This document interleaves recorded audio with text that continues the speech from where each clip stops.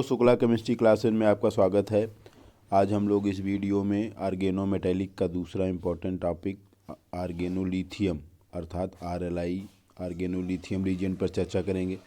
पिछले वीडियो में हम लोगों ने मेटेलिक कंपाउंड का पहला टॉपिक ग्रिगनाट रीजन पर चर्चा किया था। तो इस वीडियो में हम लोग आर्गेनोलिथियम रीजन पर चर्चा करेंगे। चलिए प्रारंभ करते हैं। तो देखिए यहाँ पे सबसे पहले हम लोग मेथड ऑफ फार्मेशन कैसे है।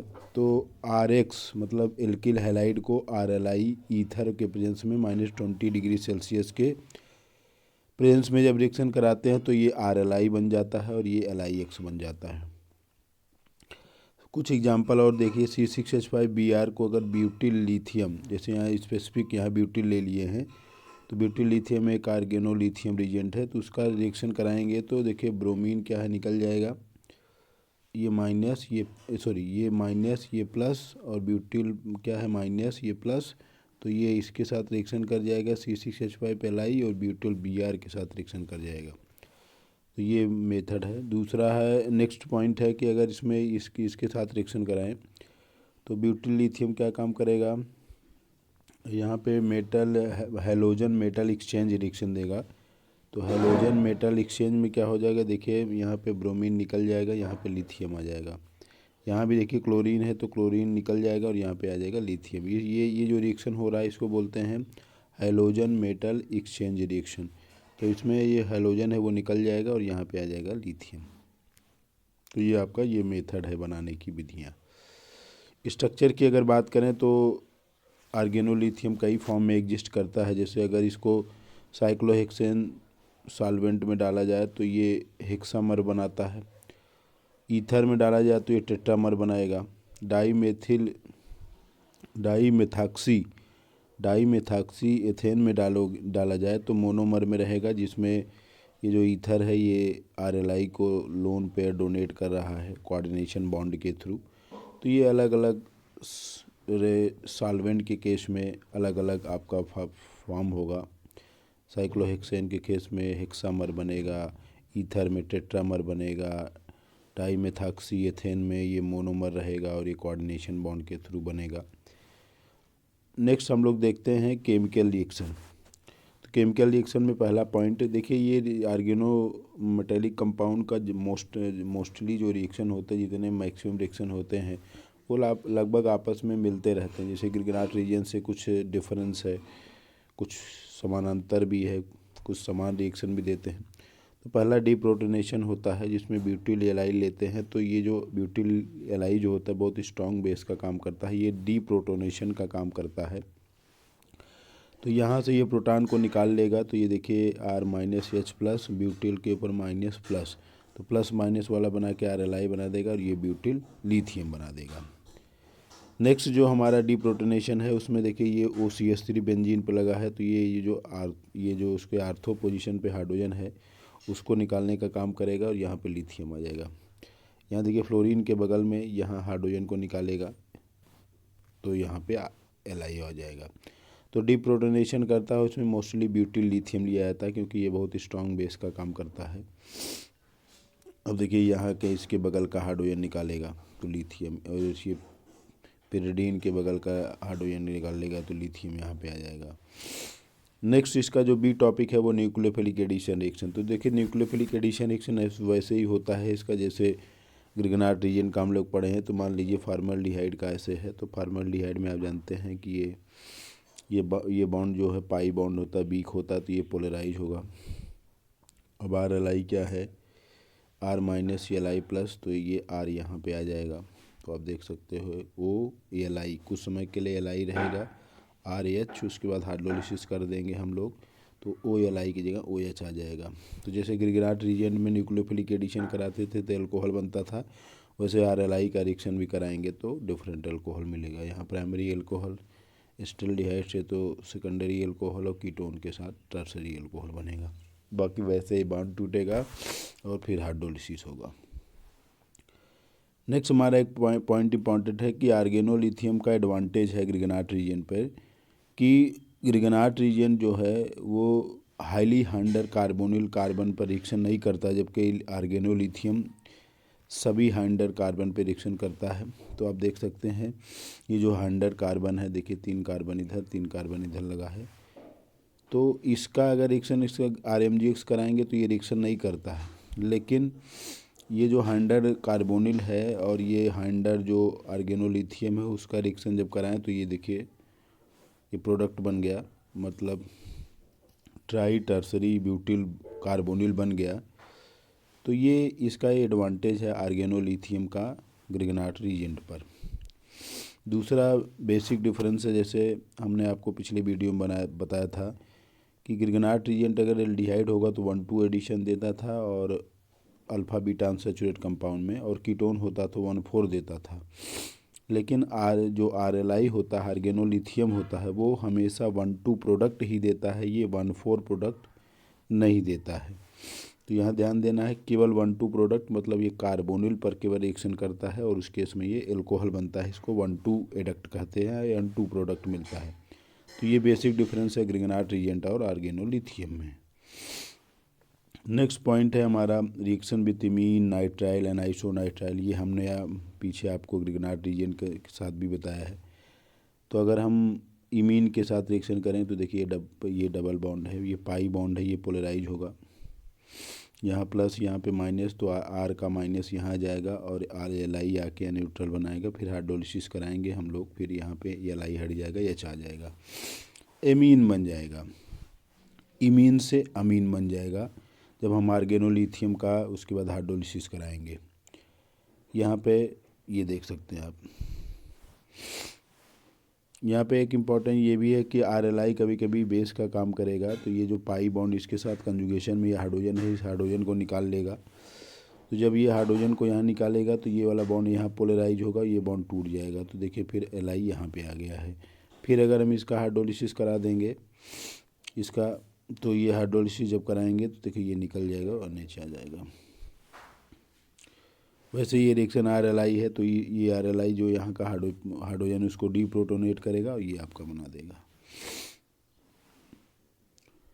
कैसे मैकेनिज्म होता है, तो ये कि इसके प्रोटॉन को निकालेगा तो ये निगेटिव चार्ज यहाँ पर ट्रांसफ़र करेगा, उसके बाद ये आपका प्रोडक्ट बन जाता है। नाइट्राइल के साथ रिएक्शन कराएं। नाइट्राइल के साथ देखिए ये C6H5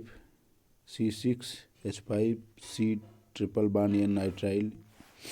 तो इसका रिएक्शन जब कराएंगे तो ये वाला बॉन्ड पोलराइज होगा प्लस और ये माइनस, तो R यहाँ पे चला जाएगा। फिर ये देखिए Li बना दिया है, कुछ समय तक न्यूट्रल बनाया है। फिर हम हाइड्रोलिसिस कराएंगे तो Li निकल जाएगा, H आ जाएगा। फिर हम इसका फर्दर हाइड्रोलिसिस कराएंगे तो देखिए मैंने आपको बताया था कि जब इसका हाइड्रोलिसिस कराएंगे तो अगर किसी नाइट्रोजन पे एक सब्स्टिट्यूएंट होता है उसका हाइड्रोलिसिस कराएंगे तो 2 बॉन्ड टूटेगा।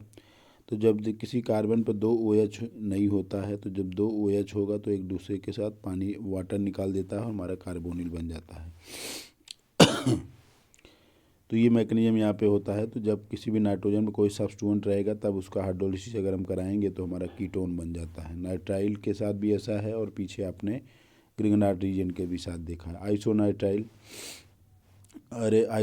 का ये फार्मूला है। आइसोनाइट्राइल के साथ रिएक्शन कराएंगे तो देखिए ये ऐसे टूटेगा प्लस माइनस, तो ये यहाँ पे आ जाएगा।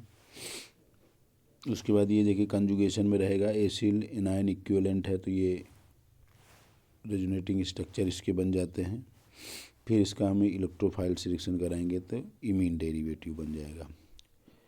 नेक्स्ट हमारा रिएक्शन है reaction with CO2 and CH2। तो CO2 का रिएक्शन भी अगर हम कराएंगे तो देखिए ये बॉन्ड टूटेगा, यहाँ प्लस यहाँ माइनस, RLI में R माइनस Li प्लस, तो जो प्लस है उस पर R आ जाएगा और Li जो वो Li बनेगा। हाइड्रोलिसिस कराने पर OLi में OH आ जाता है, तो ये कार्बोक्सिलिक एसिड बन जाता है। ये उसका मैकेनिज्म वैसे जैसे पीछे ग्रिगनाट रीजेंट में हमने बताया था। कुछ ये देखिए ये न्यूक्लियोफिलिक कैरेक्टर शो करता है। तो ये अगर इसका हम रिएक्शन डिफरेंट रीजेंट से कराएं तो देखिए यहाँ पे अगर हम RI से रिएक्शन कराते हैं तो यहाँ पे R प्लस I माइनस, तो ये देखिए यहाँ पे R आ जाएगा। फिर हाइड्रोलिसिस कराएंगे तो देखिए ये कार्बोनिल बना देगा। तो इसका यही नेचर होता है। जैसे CO2 से कराएंगे तो CO2 से कराएंगे ये बनेगा। तो ये डिफरेंट प्रकार के रीजेंट अगर हम लेंगे तो डिफरेंट प्रोडक्ट मिलता है। कार्बन डाइसल्फाइड केवल ऑक्सीजन के सल्फ़र आ जाएगा, बाकी मैग्नीशियम वही रहता है। तो कार्बन पे प्लस, सल्फ़र पे माइनस। तो कार्बन पे देखिए ये आर एल आई का आर माइनस आ जाएगा, ये आर आ गया। उसके बाद एस पे जो माइनस था उस पर एल आई कुछ समय तक न्यूट्रल बनाता है। उसके बाद फिर हाइड्रोलिसिस करेंगे हम लोग, तो ये एल आई हट जाएगा और ये एच आ जाता है। तो ये कार्बन डाइसल्फाइड के साथ रिएक्शन है। नेक्स्ट इसका पॉइंट है सी वाला, न्यूक्लियोफिलिक सब्स्टिट्यूशन रिएक्शन है sp2 हाइब्रिडाइज कार्बन। तो आपने गिरगनाट रीजन में देखा था कि sp2 हाइब्रिडाइज कार्बन से भी हमने रिएक्शन कराया था। ये तो sp2 हाइब्रिडाइज कार्बन मतलब एसिल हैलाइड और एस्टर लैक्टोन अमाइड इन सब से रिएक्शन कराते थे। तो इसमें हमने आपको बताया था, इसमें होता था एडिशन फॉलोड बाय एलिमिनेशन। तो इसमें देखिए ये बॉन्ड पहले टूटेगा तो आर जो आर माइनस यहाँ पे आएगा, तो देखिए ये वाला। फिर अगले स्टेप में ये रिएक्शन एडिशन कहलाता था, क्योंकि इसमें आर एल आई जुड़ा हुआ। अगले स्टेप में ये निगेटिव चार्ज यहाँ पे आता था, जो एल आई या यल जो जी हमने बताया था वही निकल जाता है और आपका कीटोन बन जाता है। फिर अगर हम आर एल आई से रिएक्शन कराएं तो पीछे हमने आपको कीटोन का रिएक्शन पढ़ाया है। तो कीटोन का रिएक्शन अगर आर एल आई से करेंगे तो ये फाइनली एल्कोहल बन जाता है। तो ये आपका प्रोडक्ट है। तो ये जैसे ये अमाइड है मान लीजिए, तो अमाइड का रिएक्शन जब कराएंगे तो ये फिर बॉन्ड पोलराइज होगा CO के बीच में और R माइनस सी पे आ जाएगा, और ये Li जो है वो Li कुछ समय तक न्यूट्रल बनाएगा। ये जो स्टेबल टेट्राहेड्रल इंटरमीडिएट। उसके बाद जब हाइड्रोलिसिस कराएंगे तो ये वाला निगेटिव चार्ज यहाँ पे आएगा, और ये ENI क्योंकि देखिए G ये होता है और एलिमिनेट वही G होता है, जो RCO होता है। उसके अलावा जो भी लगा रहता है एसिड के डेरिवेटिव में वही निकलता है। तो देखिए ये निकल जाएगा और हमारा ये फाइनली प्रोडक्ट मिल जाएगा। ये देखिए ये निकलेगा तो कीटोन बनेगा, और कीटोन का हम फिर हाइड्रोलिसिस अगर हम करा देंगे तो हमें एल्कोहल प्राप्त हो जाता है। अगला लैक्टोन के साथ रिएक्शन कराएंगे तो Bu माइनस और ये Li प्लस। तो देखिए ये बॉन्ड पोलराइज होगा, तो यहाँ प्लस यहाँ माइनस। तो प्लस पे ये कार्बन पे प्लस आएगा। उसके बाद आपको पिछले वीडियो में हमने बताया था ग्रिगनाट में ये यहाँ आता है फिर से, तो O के ऊपर एच आ जाएगा और ये फिर से डबल बॉन्ड बन जाता है, और ये जो ब्यूटिल यहाँ पे रिएक्शन किया था वो ब्यूटिल नया आ जाता है, कार्बोनिल बन गया है। अब अगर हम इसका फिर से अगर हम RLI से रिएक्शन कराएंगे तो ये एल्कोहल बन जाएगा। तो यहाँ पे एक चीज़ और ध्यान देना है, यानी ब्यूटिल LI एक्सेस में दिया है। तो एक्सेस में वही हमने आपको बताया ना कि पहले ये कार्बोनिल बनेगा उसी मैकेनिज्म से, और फिर हम ब्यूटिल LI लेके अल्कोहल फाइनली बना लेंगे। अगला है रिएक्शन विथ कार्बोनेट। तो कार्बोनेट का ये फार्मूला है, ये भी इसमें भी reaction addition followed by elimination होता है। तो ये बॉन्ड ब्रेक करेगा, प्लस माइनस R जो है इस कार्बन पे जाएगा, OLI कुछ समय तक न्यूट्रल बनाएगा, लेकिन O का ये निगेटिव चार्ज फिर यहाँ पोलराइज होगा, ये OC2H5 जो पहले से रहेगा उसको निकाल देगा। फिर आप देखिए एस्टर बना हुआ है, एस्टर में फिर एस्टर जब तक रहेगा, जब तक वो एसिड का डेरिवेटिव रहेगा तब तक उसमें एडिशन फॉलोड बाय एलिमिनेशन होगा। तो फिर रिएक्शन होगा तो कार्बोनिल बनाएगा, और फिर उसका रिएक्शन कराएंगे तो अल्कोहल बनाएगा। फाइनली प्रोडक्ट अल्कोहल ही बनना है। RLI अब यहाँ डायरेक्ट RLI एक्सेस में ले रहा है, तो फिर फाइनली हमें अल्कोहल तक जाना पड़ेगा। यहाँ पे हमने स्टेप बाय स्टेप आपको समझाया, और यहाँ फाइनली हमने एक्सेस कर दिया। तो इसका मतलब जब तक अल्कोहल नहीं बनेगा तब तक ये रिएक्शन फाइनली होता रहेगा। कार्बोक्सिलिक एसिड के साथ रिएक्शन कराएंगे तो यहाँ भी एडिशन फॉलोड बाय एलिमिनेशन होगा, तो यहाँ पे आ जाएगा। फिर OLI देखिए ये OLI यहाँ पे आ जाएगा, और फिर ये निगेटिव चार्ज यहाँ पे आएगा और ये निकल जाएगा। फिर कार्बोनिल बनेगा, और कार्बोनिल के बाद ये कार्बोनिल बना, और कार्बोनिल को हम लोग फिर अगर रिएक्शन करा देंगे तो ये फिर एल्कोहल तक चला जाएगा। तो यहाँ पे देखिए रिएक्शन कार्बोक्सिलिक एसिड तक है। कार्बोक्सिलिक एसिड को अगर एक्सेस में करा रहे हैं तो ये देखिए कीटोन बनेगा, फिर अगर हम इसको रिएक्शन कराएंगे तो अल्कोहल बन जाएगा। ये कार्बोक्सिलिक एसिड का CH3Li यहाँ एक्सेस में करा रहे हैं तो कार्बोनिल बन रहा है। फिर मान लीजिए अगर हम CH3Li से रिएक्शन कराएंगे तो अल्कोहल बन जाएगा। तो आज हम लोगों ने इस वीडियो में आर्गेनोलिथियम का रिएक्शन पढ़ा। ये मैक्सिमम ये जितने भी रिएक्शन है लगभग जो आर्गेनो मेटेलिक में जो हमने ग्रिगनाट रीजन पढ़ा था उससे लगभग सिमिलर है। जो डिफरेंस था उसको हमने आपको एक्सप्लेन किया।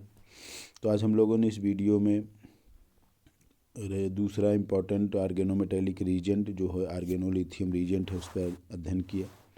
शुक्ला केमिस्ट्री क्लासेस को लाइक कीजिए और सब्सक्राइब कीजिए। धन्यवाद।